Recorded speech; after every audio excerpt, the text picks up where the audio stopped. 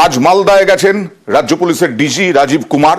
গত 2রা জানুয়ারি একেবারে তাড়া করে দুলাল ওরফে বাবলা সরকার নিহত তৃণমূল কাউন্সিলর, তাকে খুন করে দুষ্কৃতীরা।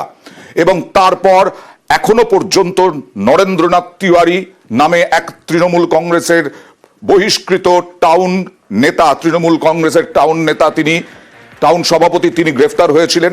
আজকে দুলাল সরকারের স্ত্রী, তিনিও কাউন্সিলর, তিনি গেলেন রাজ্য পুলিশের ডিজি রাজীব কুমারের সঙ্গে দেখা করতে। গেলেন রাজীব কুমার আবার আরেক জায়গাতেও চলে গেছেন, কালিয়াচকে। তবে তার আগে আমি জানবো একটু যে দুলাল সরকারের স্ত্রীর সঙ্গে রাজীব কুমারের কি কথা হলো, রাজীব কুমার কতটা সিরিয়াস ভাবে দেখছেন এই বিষয়টা।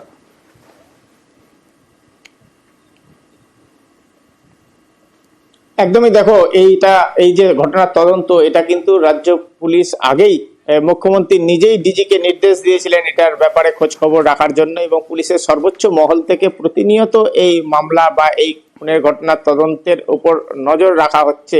এই পরিস্থিতিতে আজকে ডিজির মালদা সফর, এটা অত্যন্ত গুরুত্বপূর্ণ।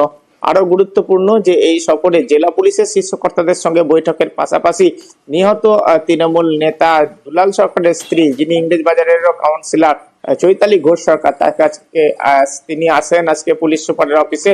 প্রায় আধ ঘন্টা ডিজি সহ রাজ্য পুলিশের শীর্ষ কর্তাদের সঙ্গে তার কথাবার্তা হয়, সাক্ষাৎ হয়।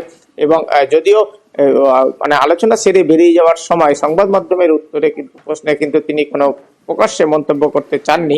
কিন্তু তদন্তের গতি প্রকৃতি নিয়ে পরিবার কিভাবে দেখছে, পরিবারকে আশ্বস্ত করা হয় যে এই ঘটনায় কেউই রেহাই পাবে না, এবং তথ্য প্রমাণের ভিত্তিতেই যাদেরকে সম্ভব তাদেরকে গ্রেপ্তার করা হচ্ছে, এবং এটার যে শেষ বা আরো কেউ যদি থাকে তারাও যে ছাড় পাবে না, তাদেরও যে। আমি একটু জেনে নেব, কালিয়াচকে যে বারবার জাকির শেখকে ধরার চেষ্টা হচ্ছে, কিন্তু এই অভিযুক্ত একেবারে হাওয়া বলা যায়, ড্রোন পর্যন্ত উড়ানো হচ্ছে, সেখানেও তো রাজীব কুমার গিয়েছেন। তার আগে কিছু বললেন কালিয়াচক নিয়ে?